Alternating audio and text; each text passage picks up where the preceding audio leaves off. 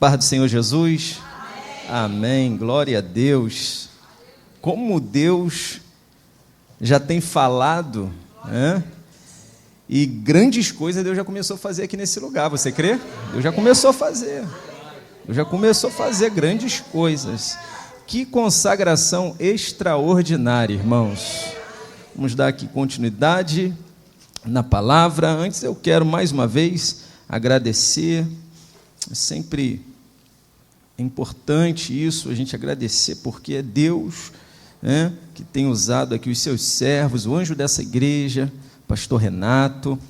Deus continue abençoando, fortalecendo aqui nesse lugar, e todas essas irmãs que estão aqui à frente, na oração, a irmã Gilda, a nossa irmã Cristina e Rosana, essas irmãs, que Deus continue abençoando a todos, o meu amigo, o irmão Osvaldo, e todos os demais irmãos, que Deus continue abençoando. Quem está desejoso aqui de ouvir a palavra do Senhor? Glória a Deus, glória a Deus. Abra aí no Evangelho de Jesus Cristo, segundo escreveu Lucas, capítulo de número 5. Lucas, capítulo 5.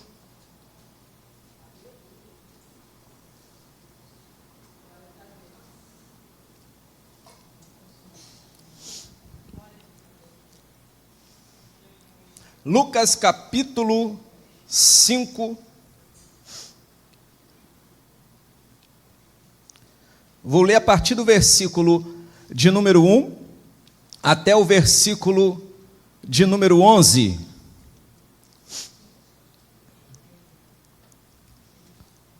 Você perceber que tem alguém próximo aí que não tenha a Bíblia, compartilha com ele a palavra do Senhor. Lucas capítulo 5, do versículo 1 ao 11, diz assim a palavra do Senhor. E aconteceu que, apertando a multidão para ouvir a palavra de Deus, estava ele junto ao lago de Genezaré, e viu estar 2 barcos junto à praia do lago, e os pescadores, havendo descido deles, estavam lavando as redes. E entrando num dos barcos, que era o de Simão, pediu-lhe que o afastasse um pouco da terra, e assentando-se ensinava do barco a multidão. E quando acabou de falar, disse a Simão: faze-te ao mar alto, e lançai as vossas redes para pescar. E respondendo Simão, disse-lhe: mestre, havendo trabalhado toda a noite, nada apanhamos, mas sobre a tua palavra lançarei a rede. E fazendo assim, colheram uma grande quantidade de peixes, e rompia-se-lhes a rede. E fizeram sinal aos companheiros que estavam no outro barco, para que os fossem ajudar. E foram, e encheram ambos os barcos, de maneira tal que quase iam a pique. E vendo isto, Simão Pedro prostrou-se aos pés de Jesus, dizendo: Senhor, ausenta-te de mim, que sou um homem pecador. Pois que o espanto se apoderara dele e de todos os que com ele estavam, por causa da pesca de peixe que haviam feito,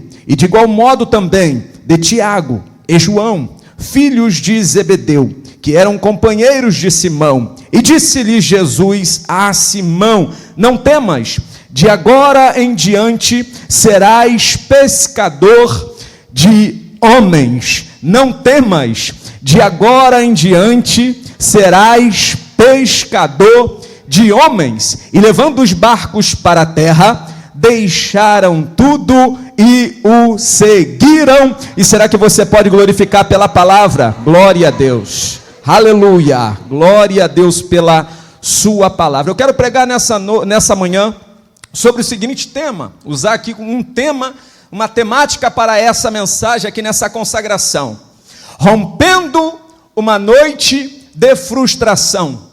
Será que você pode repetir comigo? Vamos lá, vamos, 1, 2, 3, rompendo uma noite de frustração. Mais uma vez.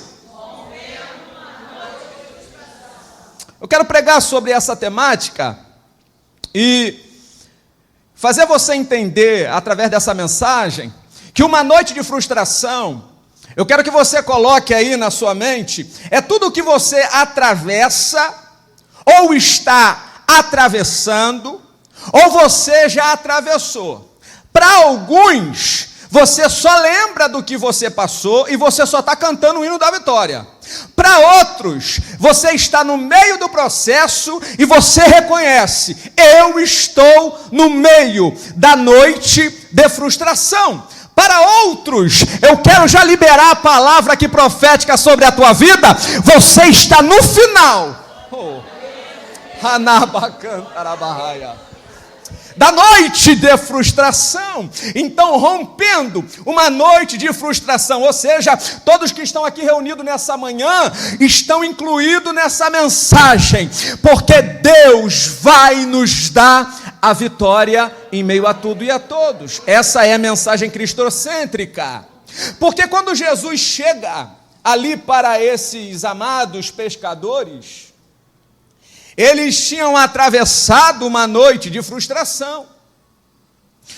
Se você não sabe, naquela época, segundo alguns historiadores, eles só pescavam à noite. A pesca era feita só à noite.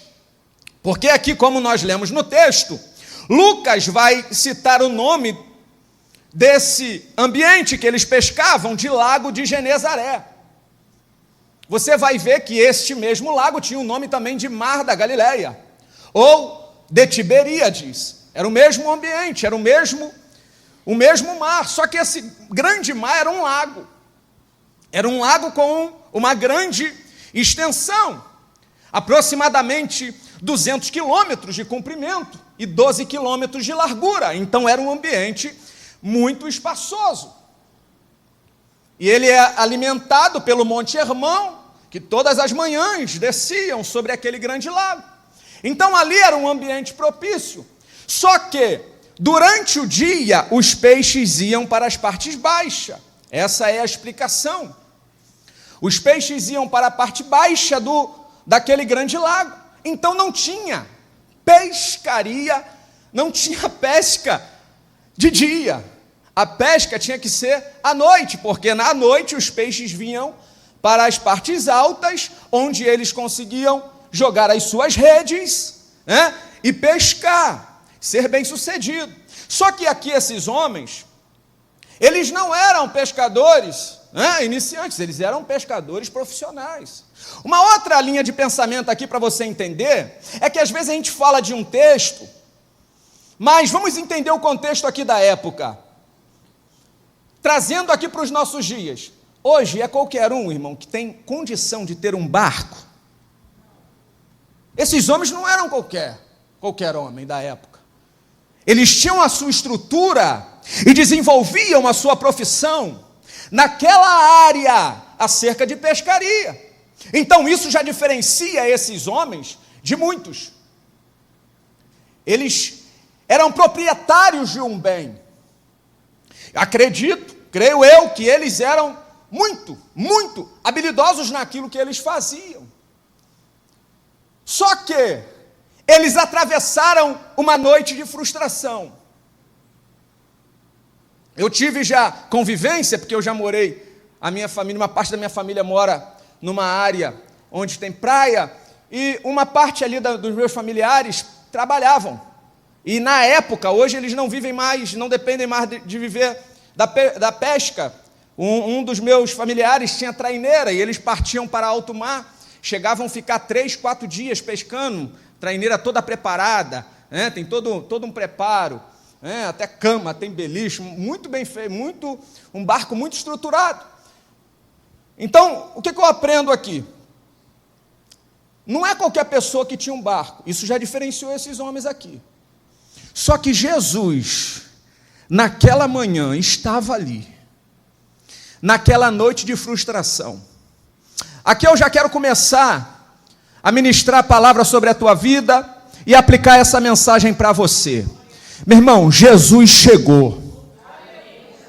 Você saiba, tenha isso em mente, sempre depois de um período de frustração, meu irmão, você não está só, é Jesus.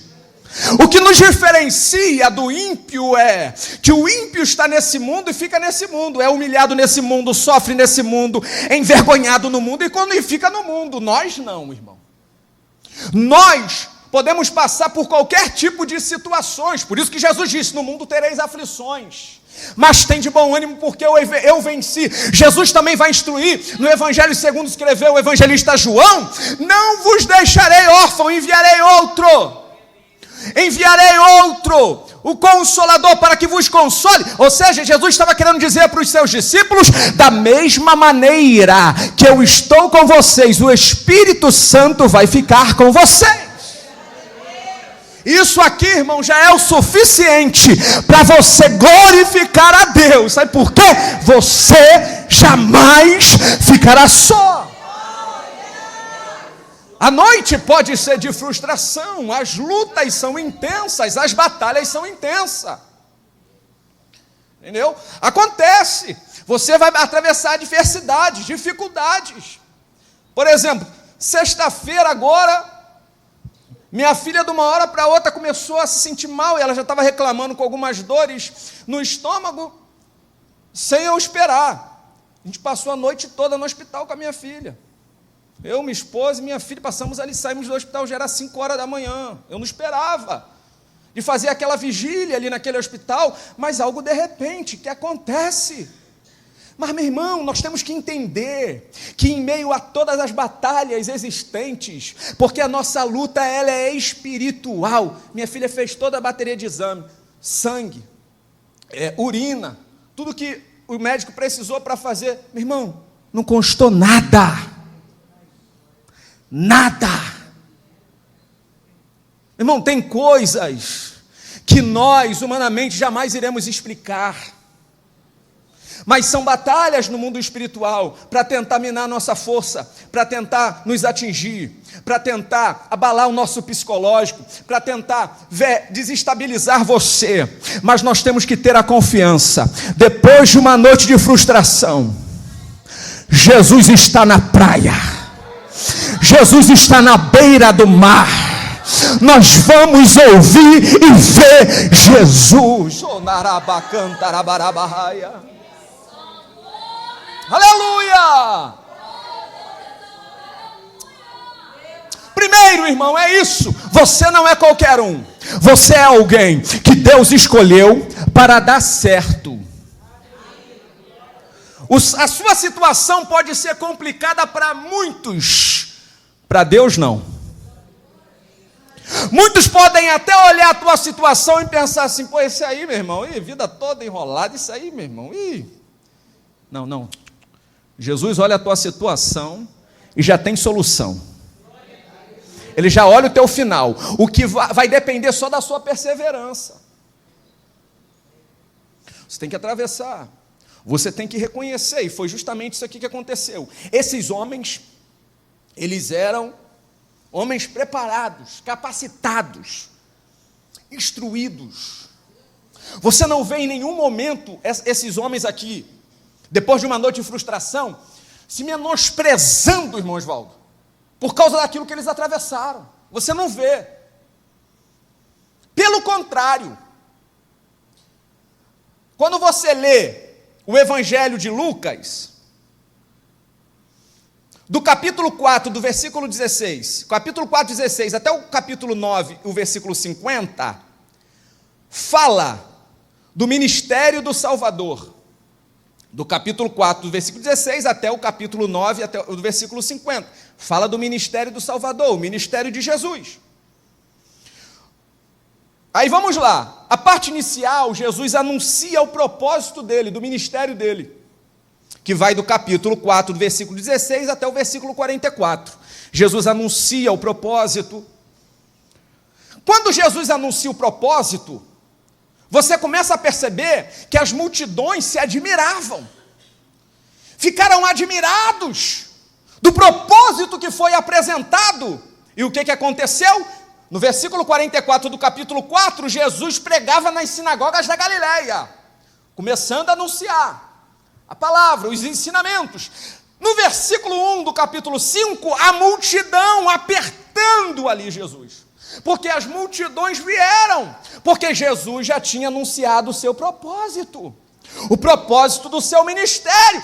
Quando as multidões a multidão começou a chegar, está aí no teu texto, irmão, e apertando a multidão, para ouvir a palavra de Deus. Oh, glória a Deus. A multidão começou a apertar. Aí começou o segundo nível do ministério de Jesus, que deu continuidade, que foi a manifestação do seu poder. Porque quando as multidões vieram para ouvir a palavra, o poder de Jesus começou a ser ministrado sobre eles, e você vai ver o poder dele sendo ministrado até o capítulo 6, ele dá uma sequência de ministrações de poder, até o capítulo 6 e versículo 11, do capítulo 5 ao versículo 1, até o capítulo 6 e o versículo 11, Jesus manifesta o seu poder. E o que acontece? A pesca maravilhosa, a cura de um leproso, a cura de um paralítico, ele vocaciona Levi, ele ensina acerca do jejum, ele ensina acerca do sábado, e ele cura um homem que tinha uma das mãos mirradas. Então ele manifesta o seu poder em diversas áreas, também com o ensinamento. O terceiro nível que é desenvolvido aqui no Evangelho, segundo escreveu Lucas, é quando ele nomeia os seus auxiliares, que vai do capítulo 6, do versículo 12 ao versículo 19. Ele nomeia os seus auxiliares, os seus discípulos. O quarto, ele declara os seus princípios, do capítulo 6, do versículo 20 ao versículo 49. Quinto, o ministério da sua paixão, do amor, ele fala do capítulo 7 até o capítulo 9, versículo 17. Ele vai falando do seu ministério, da sua paixão.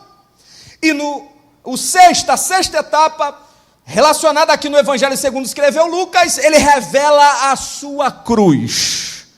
Quando ele revela a cruz, que vai do capítulo 9, do versículo 18 até o versículo 50. E depois vem a sétima parte do Evangelho segundo escreveu Lucas. Por isso que o Evangelho de Lucas, ele é dividido em 7 partes. Mas o que eu quero começar aqui acerca desse momento aqui? Que Jesus, ele só começou a manifestar o seu poder quando as multidões vieram na expectativa de lhe ouvir. Glória a Deus que nós somos a igreja da palavra, irmão. Porque tudo que Deus tem para você é por meio da palavra.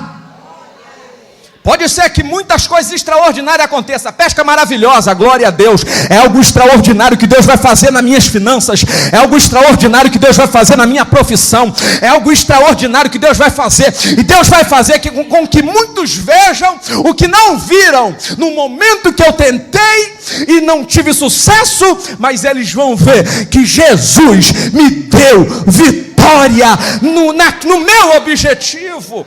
E isso em muitas das áreas, cura de leproso, cura de paralítico, vocação, ensinando. Então Jesus começou a ensinar e manifestar o seu poder.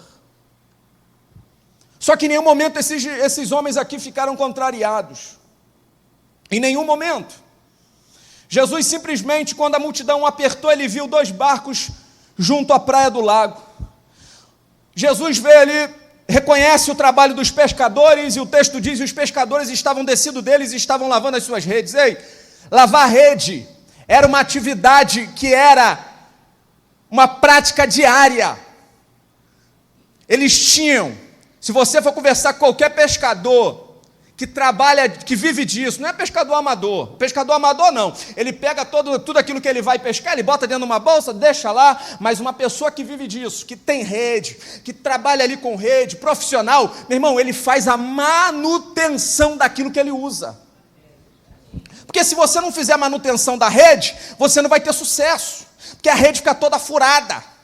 Então é uma prática normal, o pescador ele tem que jogar a rede no mar, lavar, porque tem muita coisa, muita sujeira na rede, ele tem que limpar a rede, se necessário for, porque tem peixe que é brabo, né? Vamos botar aí, para você entender, arrebenta a rede toda, ele tem que pegar uma linha, costurar a rede. Então você vai ver aqui, que eles tinham descido do barco junto ao lago, o barco estava ancorado perto ali do lago, e eles, havendo descido do barco, estavam lavando as suas redes, lavando. arrumando, tirando, trabalhando, estavam em movimento, e Jesus reconhece isso. Jesus também estava, mas em prol do ministério, em prol da pregação.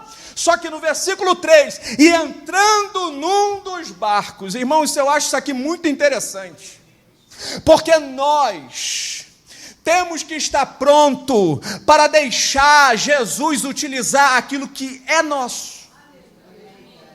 Porque eu e você tem algo nesse mundo chamado mordomia. Você administra algo, mas você reconhece, foi Deus.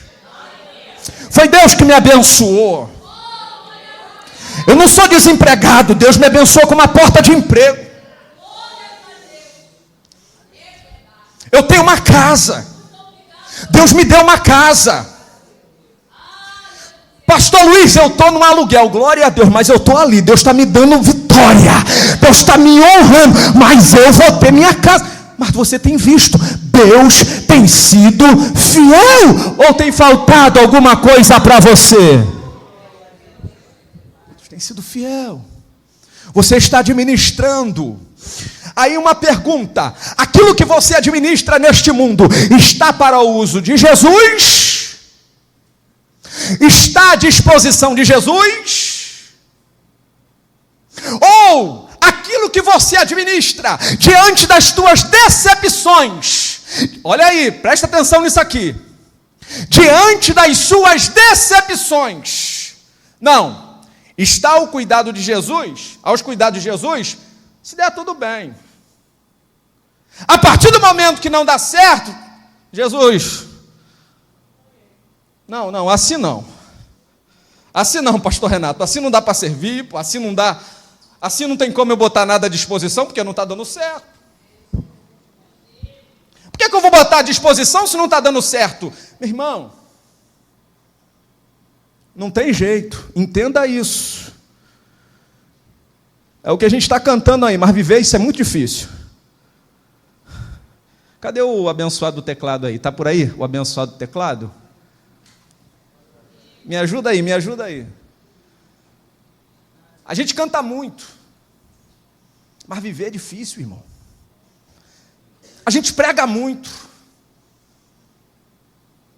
mas viver é difícil. Praticar é difícil. Aí você ouve toda hora na rádio cantando, se Deus fizer, Ele é Deus. Como que é?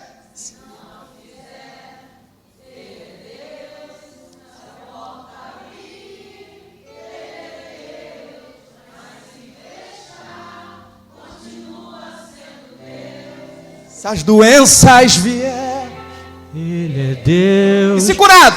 Curado eu for, Ele é Deus. Se tudo der certo, Ele é Deus. Mas se não der, continua sendo Deus. Eu não adoro. Eu não adoro pelo que Ele faz. Eu adoro pelo que Ele é. Haja o que houver, sempre será Deus. Eu não adoro pelo que Ele faz. Eu adoro pelo que Ele é. Haja o que houver, sempre será Deus. A mensagem é essa: haja o que houver. Aleluia. As pessoas vão escrever, irmão, se possível até um livro da tua vida. Se as pessoas testemunharem que você foi fiel em meio a tudo e em meio a todos. Porque tem uma expectativa no mundo espiritual para ver se você vai ser fiel quando as coisas não estão indo bem. Por quê? A noite de frustração está aí.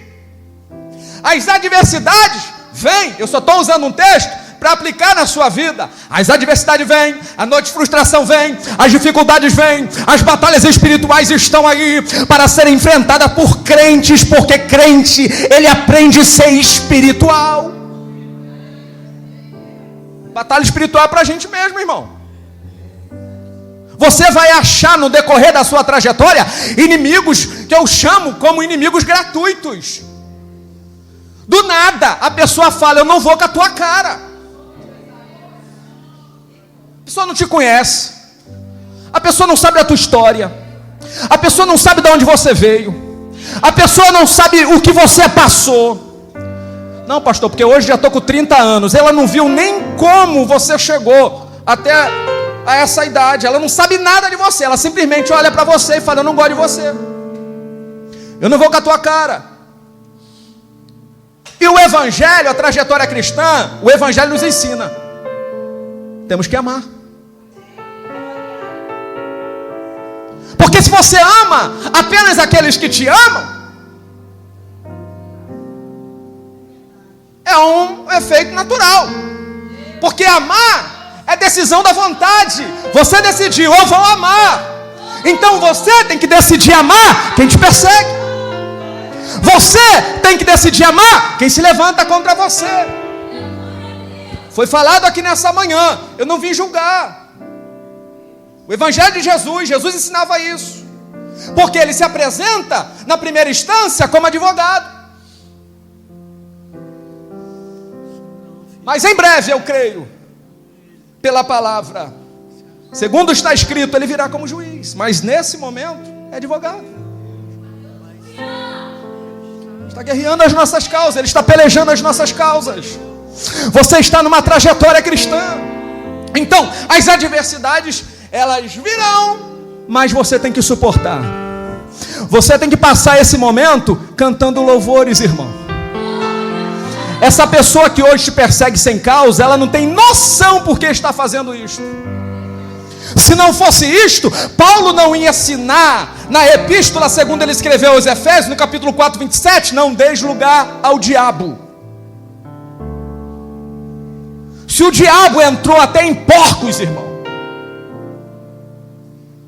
E quando você vê o mundo espiritual, o que Jesus ensinou é que quando os espíritos malignos, os demônios saem de uma casa, se ele retornar e achar a casa vazia, varrida, porque Jesus deixa a casa vazia e varrida, limpa, ele volta e traz consigo mais 7. Ocupa aquela casa. Então são pessoas, irmãos, que às vezes dão lugar a Satanás, precisam de libertação. Por isso que num campo de batalha espiritual, você dificilmente, posso dar aí um exemplo ou outro, mas dificilmente você vai vencer uma batalha espiritual falando. Porque as batalhas espirituais, você tem que entender, eu tenho que orar. Primeiro, eu tenho que orar.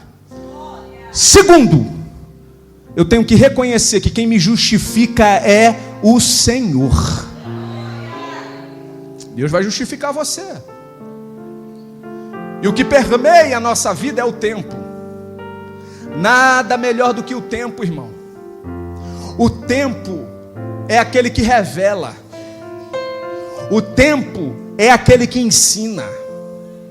Hoje te julgam, podem julgar, podem falar. Eu estou falando no campo de batalha espiritual. Você pode estar lutando por uma vida, evangelizando uma pessoa, e você não entende.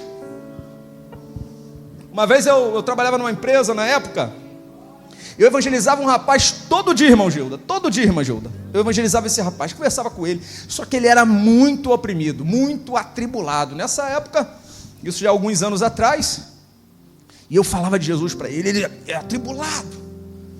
Falava, e ele tinha uma vida muito bem sucedida. Morava no Flamengo, tinha uma vida bem sucedida, né?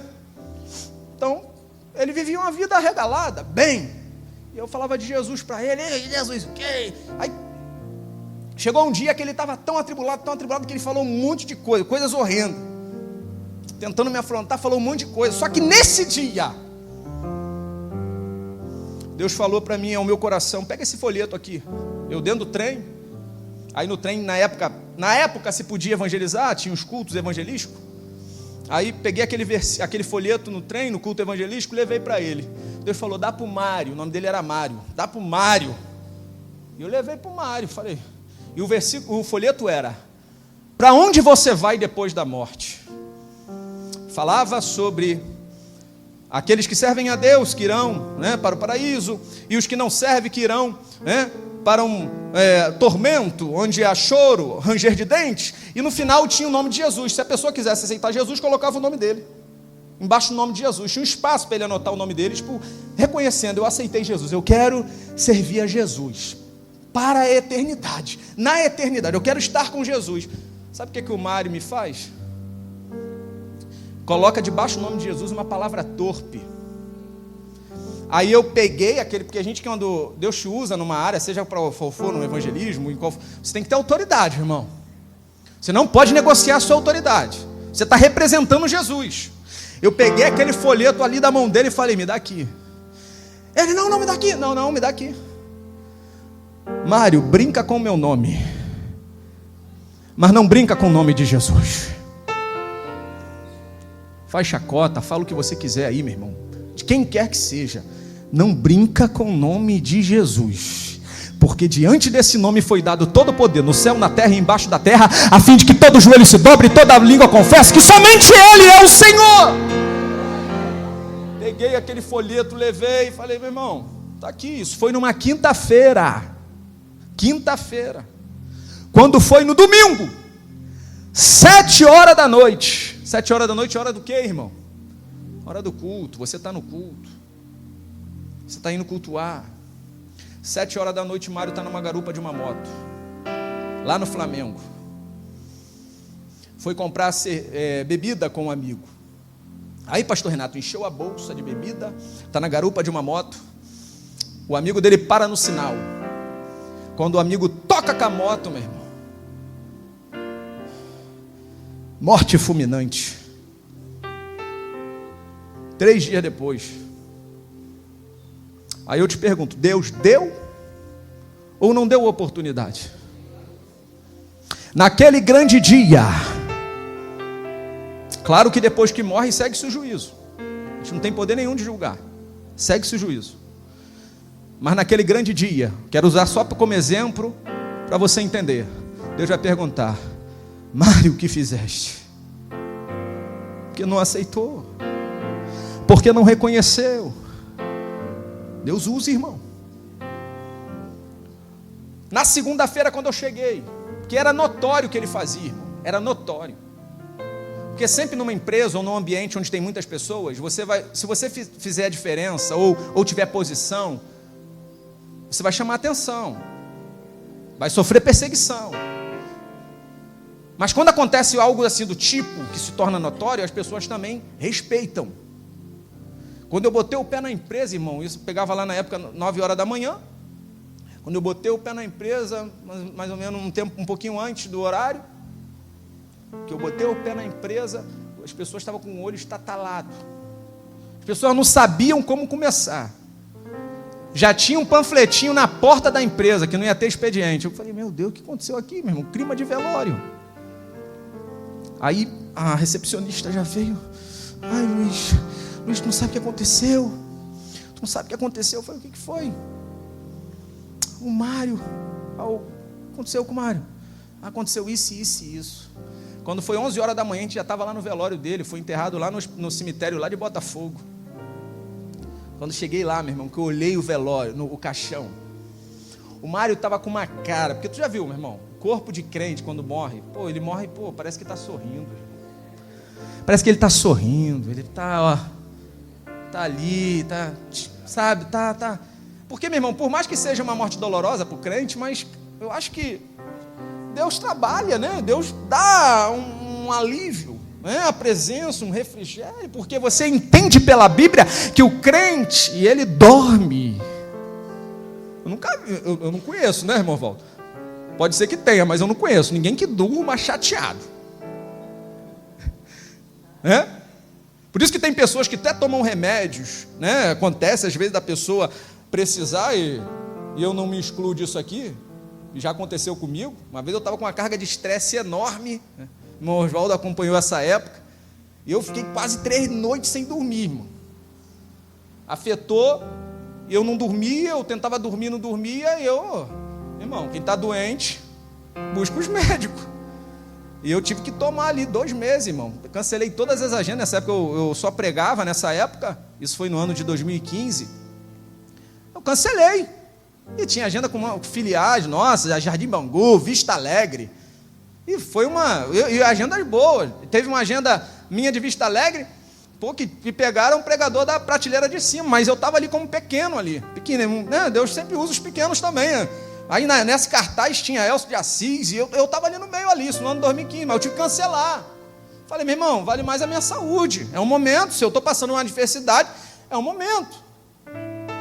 Eu tive que perder alguma coisa, mas eu falei, não, vamos. Então acontece, então eu precisei tomar. Por quê? Mas por que eu quero te dar esse exemplo aqui? Porque o sono ele é muito importante, irmão. Por isso que as pessoas até buscam um medicamento para dormir, porque você precisa descansar. Nós não somos máquinas, precisamos descansar. Então, quando o crente ele morre, você não tem como a pessoa dormir chateada. Não, eu estou dormindo, né? A pessoa dormiu, ela não fala nada, ela descansa, ela relaxa, ela descansa, ela precisa disso. Então, nós temos que entender a morte, irmão. A morte é um descanso. É um até breve, porque a Bíblia diz que os mortos ressuscitarão primeiro. Talvez eu esteja falando para pessoas aqui que perderam um familiar. Deus está trazendo consolo para você. Essa pessoa está descansando, mas ela vai ser despertada pelo Senhor.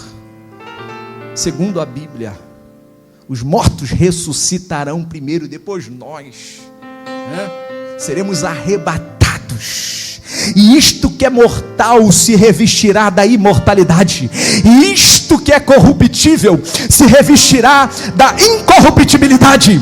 E como Jesus declarou, e a palavra declara, tragada foi a morte na vitória, mas graças a Deus nos dá vitória por nosso Senhor e Salvador Jesus Cristo.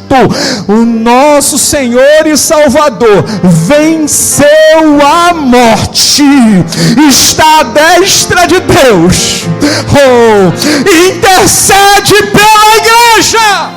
Arabacanta. Será que você pode levantar as tuas mãos para cima e reconhecer: mestre, renova minhas forças, renova minhas forças.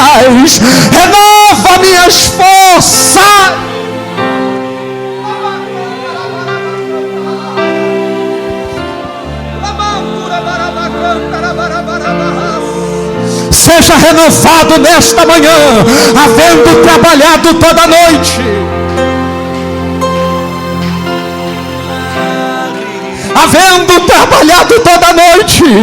mestre, nada apanhamos, mas sobre a tua palavra lançarei a rede. O manturabarrace alabás. Deixa eu concluir aqui. Vamos finalizar essa mensagem. Eu tenho que finalizar.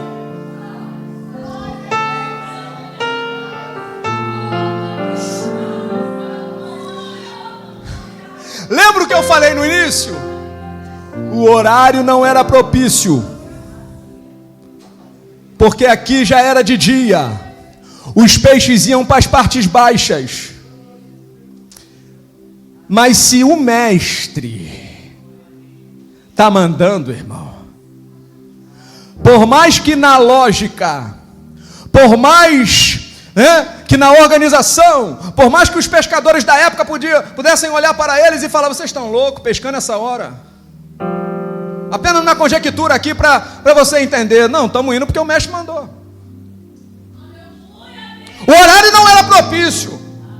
Ali naquela redondeza de uma extensão de 20 quilômetros, 20 quilômetros de comprimento e 12 de largura, na redondeza tinha muitas embarcações. As embarcações estavam todas paradas, mas o mestre mandou eles: faze tirar ao mar alto. faze-te ao mar alto, lançai as vossas redes para pescar. E aqui você aprende, irmão, como você tem que reagir diante do ensinamento de Jesus. Porque tem muita gente que está parando por causa daquilo que ela viveu, das escolhas dela. Ela fez escolhas erradas, e ela não quer obedecer ao mestre por causa das suas escolhas. Eles escolheram, vamos pescar. Não pescaram nada, mas o mestre falou, agora vocês vão pescar, agora é a hora, vai lá. Vocês me permitam na semana que vem continuar essa mensagem aqui? Então na semana que vem a gente vai continuar aqui. Eu vou falar uma outra parte aqui dessa mensagem. Eles estavam cansados, fadigados. Eles já não tinham força, já não tinham ânimo. Porque, meu irmão, passou a noite toda, irmão.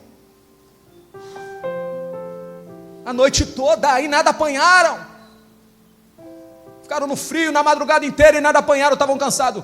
Mas, meu irmão, e Pedro fala, mestre, havendo trabalhado toda a noite, nada apanhamos, mas sobre a tua palavra lançarei a rede. Diante de uma noite de frustração, ele rompeu com a noite de frustração, e a orientação de Jesus foi, vai. As outras embarcações poderiam olhar e falar, lá tem um barco pescando, ele é louco, ele sabe que não é a hora propícia. Meu irmão, o homem natural não pode se meter com a gente, irmão. Porque quando ele pensa, esse agora ele para, agora ela para, aí que você vem com mais força, aí que você vem com mais ímpeto, aí que você vem com mais autoridade. Sabe por quê?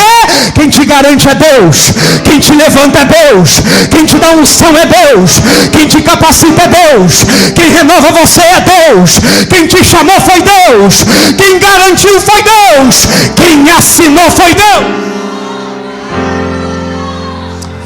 Não é homem, ele não é homem para que possa prometer e se arrepender. Quando ele fala, ele cumpre o que ele fala, ele não se esquece do que ele fala. Se ele prometeu, ele é fiel, ele é fiel, ele é fiel, ele é fiel, ele é fiel.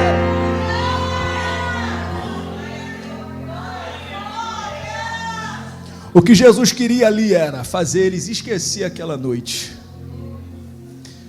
O que eu vou fazer agora, vocês vão esquecer essa noite de frustração.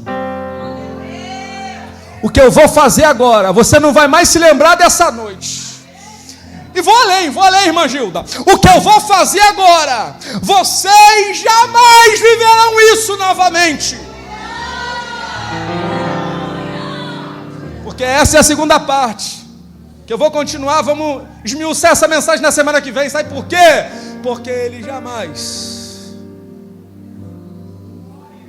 iriam depender da pescaria. A decepção que você enfrentou, Jesus quer romper com esse ciclo. E essa é uma outra mensagem de Atos capítulo 3, quando eu ministro, é um tema que eu tenho lá, rompendo o ciclo de vergonha. Irmão, Deus está disposto a romper com ciclos. Pastor Luiz, eu vim de uma família problemática. Não interessa os que te antecederam, não interessa no meio que você está. Deus quer começar através de você, escrever uma nova história. Então eles receberam a palavra e foram.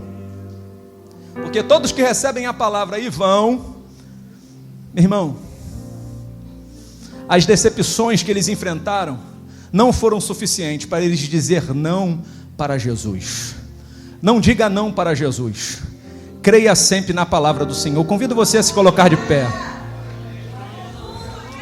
Mais uma vez, se Deus fizer. Se Deus fizer, Ele é Deus. Se não fizer, Ele é Deus. Se a porta abrir, renova o teu povo, Senhor. Ele é Deus. Renova a tua igreja, mas Jesus. se fechar, Fortalece esse irmão. Continua sendo Fortalece Deus. essa irmã. Se a doença Em nome de Jesus. vier, Em nome de Jesus. Ele é Deus. Se curado eu for, Ele é Deus. Se tudo der certo,